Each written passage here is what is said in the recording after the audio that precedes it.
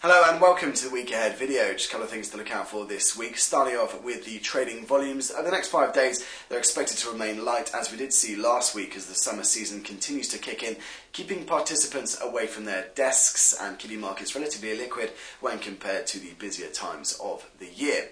In terms of risk events scheduled for release this week on Thursday, we have the advanced reading of Q2 GDP out of the UK, which is expected to show that the UK economy continues to undergo a fragile and historically slow but yet material stage of recovery, with year-on-year growth expected to pick up to 1.2% and Q2 quarter-on-quarter growth expected to actually double over that 3-month period to 0.6% from 0.3%. So we'll see how that turns out on Thursday. And this comes ahead of August's rate decision out of the Bank of England, which could take quite a lot of focus, as that is expected to show the release of the assessment of the Bank of England's potential forward guidance policy.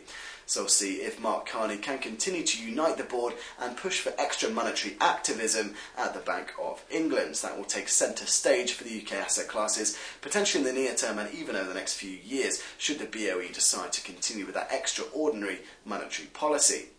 But in terms of Fed speak, after a lot of volume out of the Fed Chairman Bernanke last week, that really slows down this week, as well as Tier 1 data, with focus on the home sales and housing sector in the US, with existing and new home sales figures due to cross the wires over the next 5 trading sessions.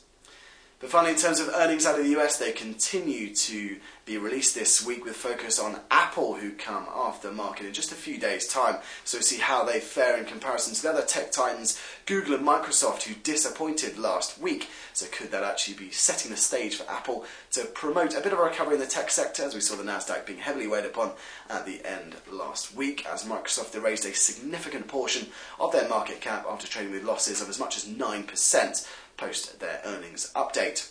So of course we'll bring you all those releases as soon as they hit the wires, as well as any other relevant commentary to your trading. But in the meantime, that's all from me. Have a fantastic week.